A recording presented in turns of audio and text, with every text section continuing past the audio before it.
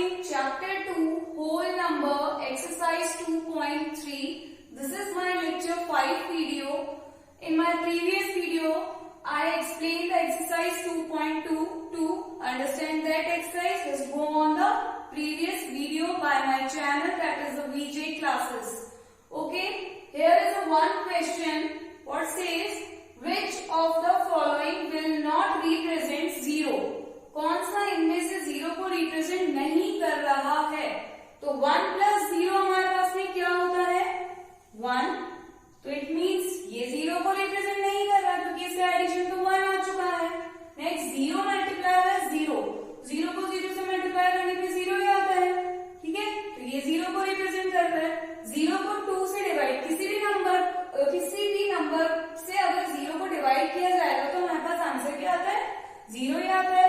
तो ये also zero हो रहा है. 10 माइनस 10 क्या होगा? जीरो, और zero divide by 2 again zero. तो इट मीन्स इन सब में से मेरे पास में कौन जीरो को रिप्रेजेंट नहीं कर रहा है? The first one. Okay, next देखिए question number 2. If the product of two whole number is zero, यानी दो होल नंबर को अगर मैं मल्टीप्लाई करती हूँ तो जीरो आना चाहिए. Can we say that one और both of them will be zero? कि भाई उन दो में से एक जीरो हो या दोनों ही जीरो हो? तो जस्टिफाई करना है हमको एक एग्जाम्पल लेकर के. तो देखिए हम इसको कैसे जस्टिफाई करेंगे. Product of two whole number is zero और उसमें से कोई एक जीरो होना चाहिए. तो देखिए जीरो मल्टीप्लाई बाय 8 क्या आएगा? Zero. 8 multiply by zero is zero. Zero multiply by zero is also zero.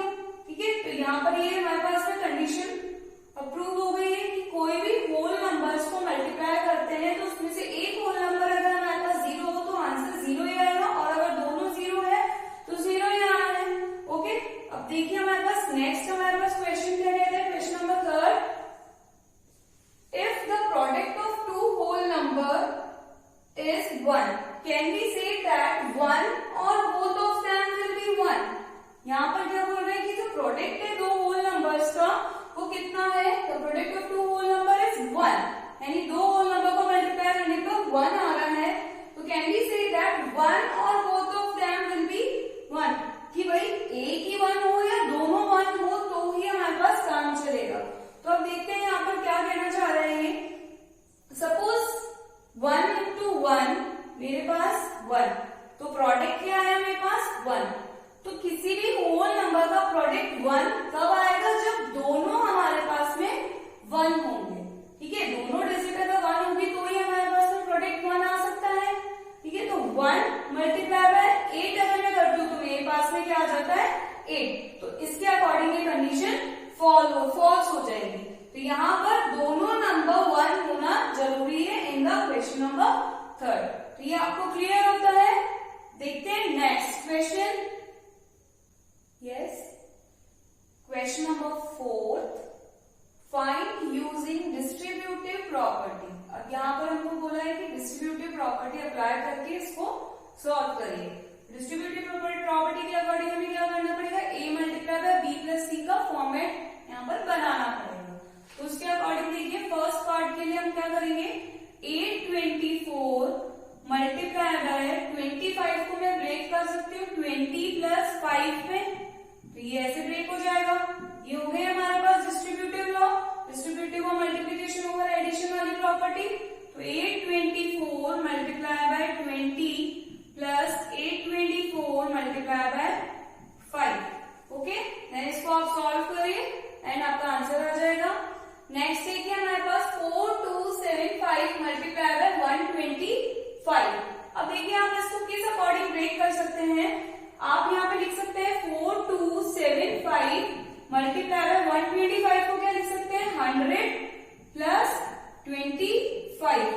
अब देखो 25 को भी क्या हम ब्रेक कर सकते हैं? क्या कर सकते हैं? 4275 मल्टीप्लाई बाय 100 प्लस 25 को लिख सकते हैं 20 प्लस 5. तो इस तरीके से भी हमारे पास डिस्ट्रीब्यूटिव प्रॉपर्टी अप्लाई हो सकती है. That is A multiply by B plus C plus D. तो वही इसको इससे मल्टीप्लाई करेंगे प्लस इसको इससे मल्टीप्लाई करेंगे प्लस इसको इससे. देखिए क्या फॉर्मेट बनेगा. 4275 multiply by 100 plus multiply by 20 plus 4275 multiply by 5।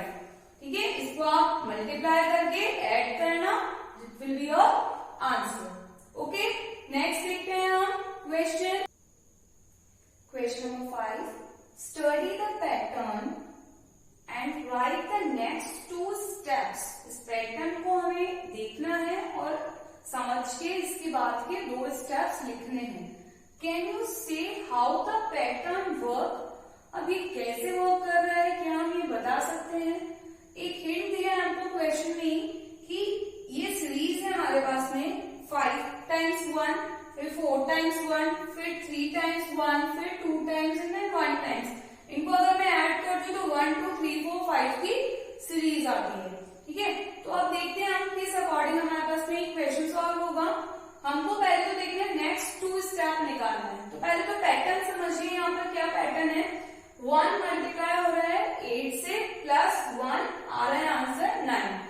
फिर 1 के बाद आता है 2, तो 1 2 मल्टीप्लाई हो रहा है 8 से, प्लस यहाँ 1 की जगह 2 आ गया है, यहाँ पर 9 के जस्ट पहले 8 आता है तो 8 आ गया। उसके बाद देखो 1 2 हो गया, तो अब 2 के बाद 3 आएगा, तो 1 2 3 मल्टीप्लाई बाय 8 प्लस 2 के बाद 3 एंड 9 8 के जस्ट पहले 7। This will be the answer. Next है 1 2 3 4 multiply by 8 plus 4 equals to 9 8 7 से just before 6।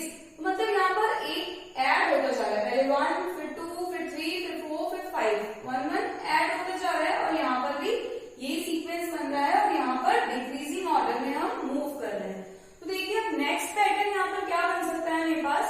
Next pattern, next 2 patterns जो होंगे आंसर के वो होंगे 1 2 3 4 5 के बाद हमारे पास में क्या आ जाएगा 6 multiply by 8 plus 6 equals to 9 8 7 6 5 के जस्ट बिफोर क्या आएगा 4। तो this will be my next step.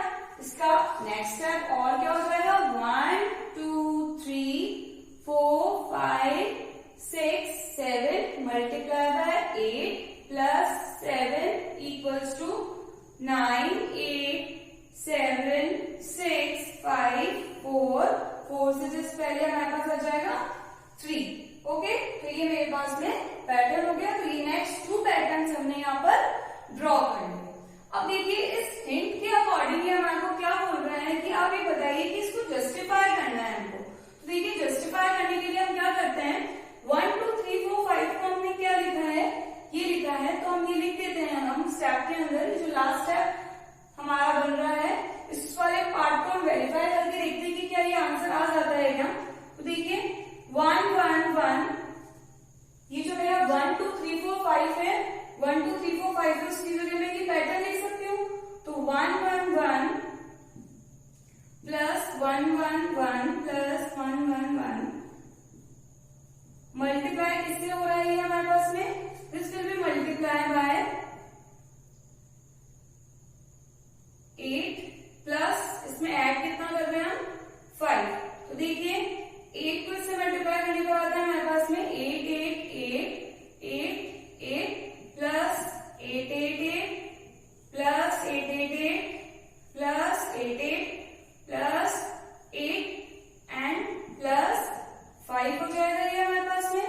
अब देखिए ये ऐड होकर हमारे पास में क्या आता है 9 8 7 6 0, इन सबको ऐड करते हैं तो मेरे पास आएगा 9 8 7 6 0 प्लस 5।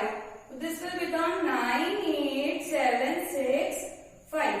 तो ये जो मेरे पास हिंट दे रखी थी उससे मैंने ये वेरीफाई कर लिया कि अगर मैं इसको सॉल्व करती हूँ 1 2 3 4 5 की जगह अगर मैं ये पैटर्न लिख देती हूँ तो मेरे पास में आंसर यही आता है। तो मैंने अभी इसमें इस स्टेटमेंट को वेरीफाई किया है by the hint given in the question.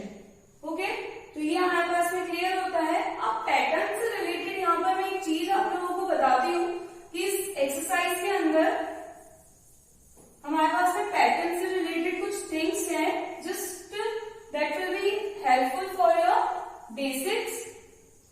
Patterns क्या होते हैं, पैटर्न्स रिप्रेजेंट कर रहे हैं हम यहाँ पर डॉट से, तो उस डॉट के अकॉर्डिंग अगर मैं पैटर्न्स रिप्रेजेंट करती हूँ तो कैसे कैसे किसी नंबर को हम रिप्रेजेंट कर पाएंगे वो देखेंगे।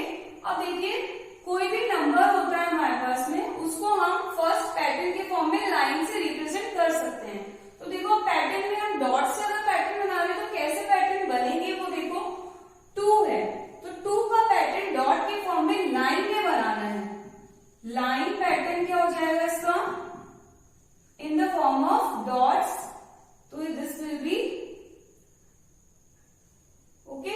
ऐसे मेरे पास में 3 का अगर मुझे बनाना होगा तो 3 का मेरे पास में क्या हो जाएगा, लाइन पैटर्न 1 2 3, ठीक है। तो किसी भी नंबर को पैटर्न में मुझे फर्स्ट आता है लाइन से, तो लाइन से रिप्रेजेंट करा।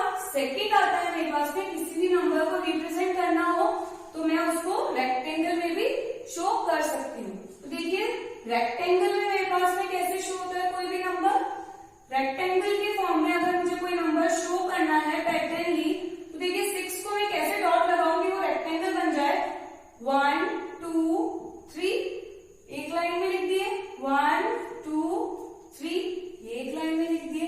तो 6 can be represented into the rectangle form by the dot patterns, ठीक है। तो रेक्टेंगल के थ्रू भी आपको समझ में आता है कि किसी भी नंबर को रेक्टेंगली कैसे रिप्रेजेंट करते हैं।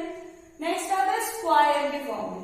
तो स्क्वायर में देखो सपोज आया है 4 और 4 को मुझे स्क्वायर के फॉर्म में पैटर्न इसका बनाना है डॉट्स में, तो देखिए कैसे बनेगा, 1 2 2 को एक लाइन में और 2 को एक लाइन में। तो 4 को मैंने रिप्रेजेंट कर दिया स्क्वायर के पैटर्न में डॉट फॉर्मेट में, ठीक है। ये होता है स्क्वायर का फॉर्म।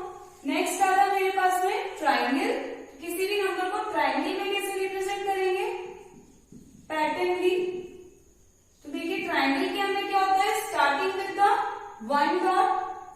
अब कितने डॉट बच रहे हैं 3 के लिए, 2 ही डॉट बच रहे हैं, तो ये मेरे पास क्या फॉर्म हो गया, ट्राइंगल फॉर्म हो गया। ओके, तो किसी भी नंबर को ट्राइंगली फॉर्म करने के लिए मेरे पास में इस अकॉर्डिंग चलेंगे, 1 डॉट से स्टार्ट होना होगा एंड देन जितने नंबर है उस अकॉर्डिंग मेरे पास में पैटर्न फॉलो करना होगा। तो यहाँ पर से एक क्वेश्चन बनता है कि कौन कौन से नंबर्स है जो लाइन में रिप्रेजेंट होते हैं, कौन कौन से नंबर है जो स्क्वायर में रिप्रेजेंट होते हैं, कौन कौन से नंबर है जो ट्राइंगल पैटर्न में रिप्रेजेंट होते हैं, ठीक है। तो इस अकॉर्डिंग पैटर्न किसी भी नंबर का आइडेंटिफाई करके हमें ये बताना है कि हाँ ये नंबर मेरे पास में इस अकॉर्डिंग ड्रॉ हो सकता है।